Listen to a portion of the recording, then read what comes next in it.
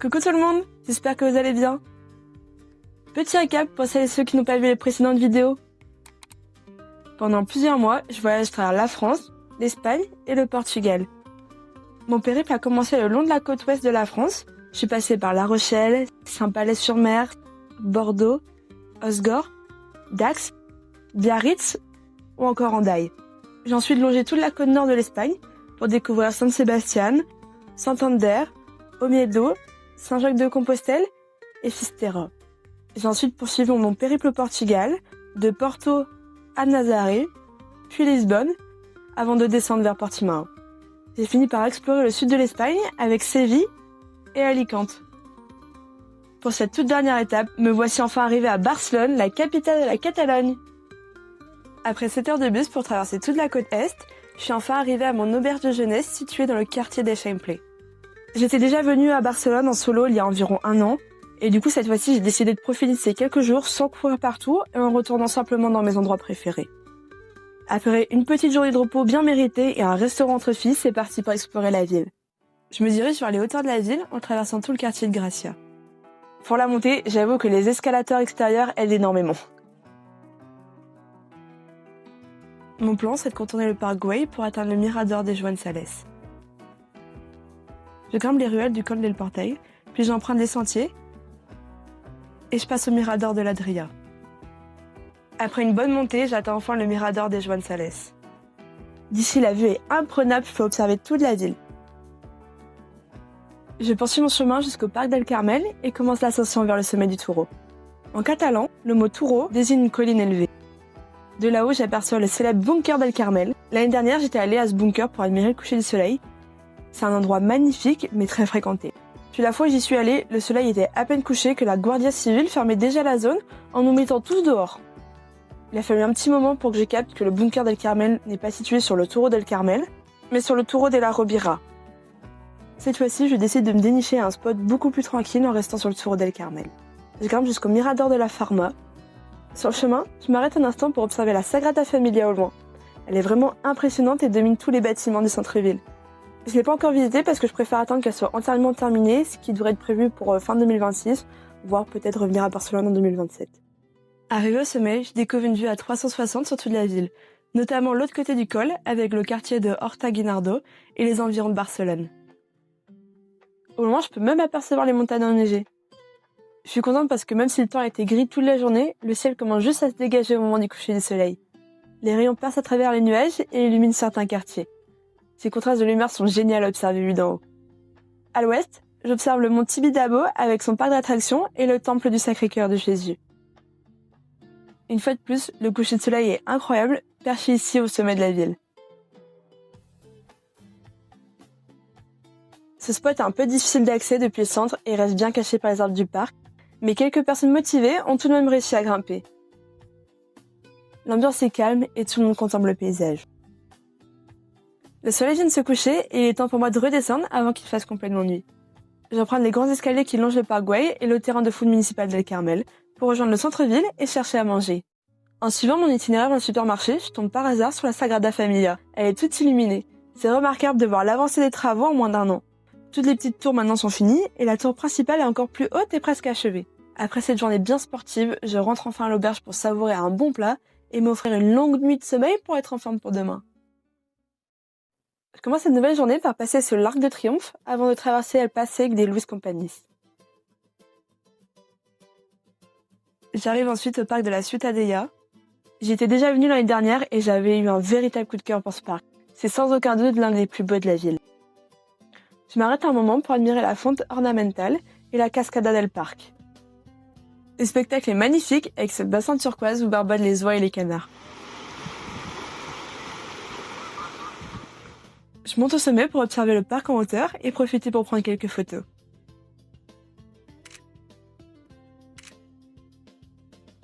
Ce parc, c'est un endroit parfait pour profiter d'un peu de verdure dans le centre-ville. Je poursuis ma balade et contourne l'étang sur lequel flottent des petites barques et des dizaines de canards et de goélands.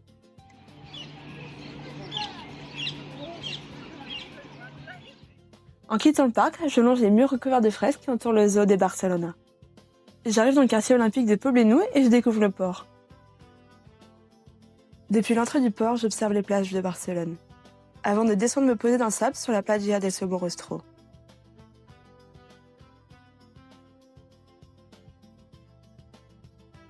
Je continue de longer les plages, les pieds dans l'eau, jusqu'à l'emblématique hôtel W.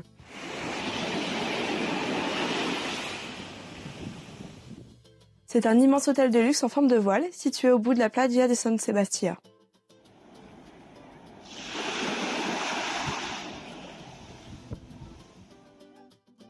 Je quitte ensuite le bord de mer pour rejoindre la Plaza de las Golondrinas, avant de m'avancer sur le mirador del Passeig de l'Escudero. D'ici, j'ai une vue imprenable sur le Puente Puerta Europa. C'est un immense pont basculant construit dans les années 2000 qui traverse l'entrée du port.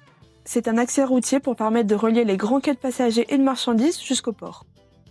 Je poursuis ma promenade en passant devant les yachts de luxe de la Marina Vella avant de reprendre la direction du centre. En chemin, j'observe au-dessus de moi la Torre de San Sebastián, le point de départ du téléphérique qui survole tout le port jusqu'au Montjuïc. Je me balade dans les ruelles du quartier Elborn jusqu'à la Basilica de Santa Maria del Mar.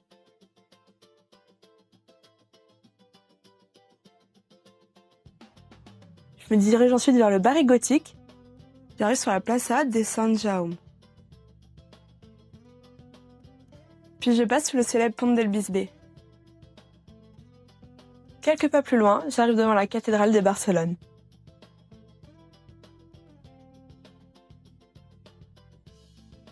Elle est impressionnante avec ses 2 clochers et sa grande flèche de 80 mètres surmontée d'une statue de Santa Elena.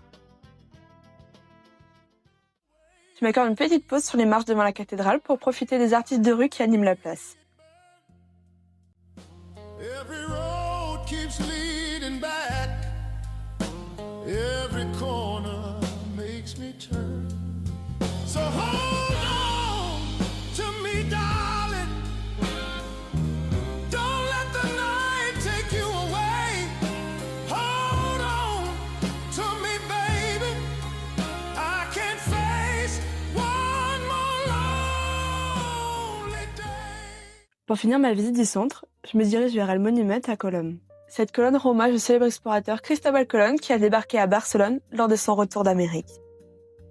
Je termine cette longue journée par une superbe rencontre.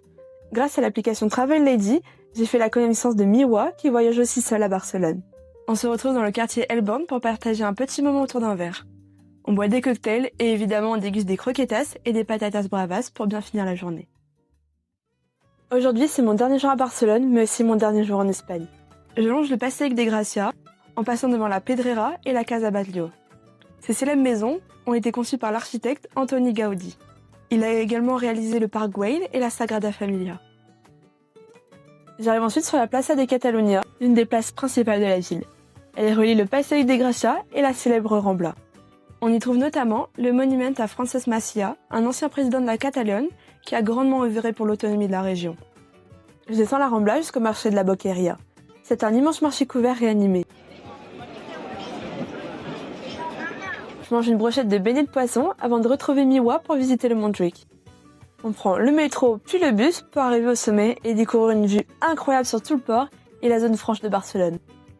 Le paysage est remarquable avec des centaines de conteneurs colorés empilés, des grues immenses qui s'élèvent au-dessus de l'eau turquoise et au loin, des silhouettes massives de cargos et de porte-conteneurs. On traverse les jardins jusqu'au Mirador de l'Alcalde. D'ici, j'ai une meilleure vue sur le Vieux-Port et les tours du téléphérique qui relie Montjuïc au quartier de la Barceloneta. On continue ensuite sur la Plaza de Carlos Ibáñez. La vue est encore une fois à couper le souffle. On peut voir absolument toute la ville. On reprend ensuite le bus jusqu'à l'Estadio Olímpic Luis Companys. Ce stade est gigantesque. Il peut accueillir environ 50 000 personnes et a notamment accueilli les Jeux Olympiques d'été en 1992. La visite du Montjuïc continue avec une balade dans le jardin botanique historique et la découverte de la Masia. C'est vraiment un endroit au calme dans un petit creux de verdure, protégé de toute l'agitation autour. C'est l'un de mes endroits préférés à Barcelone. Juste à côté du jardin botanique se situe le Musée national d'art de Catalogne, le MNAC. On fait un petit tour rapide dans la partie gratuite du musée pour prendre quelques photos. Avant de sortir sur le parvis du musée, profitez de la vue sur l'avenue de la Reina Maria Cristina. Pour finir cette journée, on s'installe sur un mirador juste au-dessus d'un stade pour admirer le coucher du soleil. Ce sont mes derniers instants avec Miwa avant de se dire au revoir.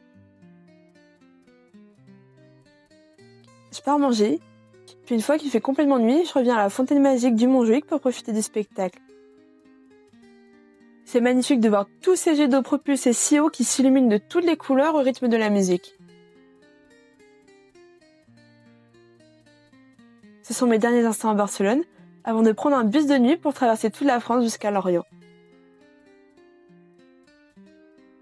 Le passage à la frontière était assez mouvementé. On a été arrêté par la douane côté espagnol, puis côté français. En voyant les douaniers sortir tous les sacs de la soude, j'ai une petite frayeur. Je me dis que mon sac est tellement plein à craquer que s'ils essayent de l'ouvrir, après j'arriverai plus jamais à le refermer. En fin de retour en France, le bus traverse Carcassonne, Toulouse, Bordeaux, Niort et enfin Nantes. Je prends un second bus pour rejoindre Lorient. Et après plus de 14 heures de trajet, je suis épuisée, mais je suis enfin rentrée à la maison. Après plus de 4 mois de voyage, l'aventure s'achève. C'est vraiment un mélange d'émotions très bizarres. Genre, je suis contente d'être rentrée chez moi et d'avoir retrouvé toute ma maison et mon confort. Mais d'un autre côté, je suis un peu triste d'avoir quitté cette douceur et tout ce soleil qu'il y avait dans le sud. Je suis fière d'être allée au bout de ce projet et d'avoir pu créer 22 vlogs. Toutes ces vidéos m'ont permis d'approfondir mes compétences dans tout ce qui est montage, d'aussi apprendre la patience et la persévérance. Puis ça me fera de jolis souvenirs à regarder quand le soleil me manquera ici. Et aussi, si tu veux retrouver toutes les adresses des lieux que j'ai visités pendant ces 4 mois, j'ai créé une petite section voyage sur mon site internet. Et comme ça, pour chaque ville, j'ai créé une petite carte avec tous les lieux et les adresses à visiter. Je te mets le lien du site internet dans la description de la vidéo, donc n'hésite pas à y voir. Donc maintenant, cap sur le futur. Je pense que là, dans les prochains jours, je vais vous faire une nouvelle vidéo avec toute la partie logistique de mon voyage. Donc tout ce que j'avais dans mon sac, comment et pourquoi je choisissais mes étapes, et aussi comment j'ai réussi à tenir un budget pendant 4 mois de voyage. Et je pense que je ferai aussi une autre petite vidéo sur mon retour à la vie bretonne, vous montrer un peu les paysages d'ici et mon quotidien au retour. Donc si tu as aimé tous ces vlogs, n'hésite pas à liker et à commenter pour me dire ce que tu préférerais voir dans mes prochaines vidéos. Si tu as des idées de contenu que je pourrais faire, n'hésite pas à me dire ce que tu veux voir. Et aussi si tu as des questions sur mon voyage, je pourrais y répondre. Donc voilà, n'hésite pas à commenter tout ça. Et puis n'oublie pas de t'abonner. Ça serait cool de finir cette aventure des vlogs en passant la barre des 100 abonnés. Donc voilà, n'hésite pas à t'abonner et à liker et à partager la vidéo. Donc voilà, ça me ferait très plaisir. Donc merci à toi qui as suivi tous ces vlogs pendant 4 mois. Parce que franchement, c'était beaucoup de travail et d'investissement pour moi. Et voir tous les retours, tous les likes, tous les vues, c'est vraiment un retour sur tout ce que j'ai donné dans ces vidéos. Donc vraiment, ça me fait beaucoup plaisir. Donc merci à toi. Et puis à bientôt pour des prochaines aventures. Salut! Tu dis au revoir, Perry?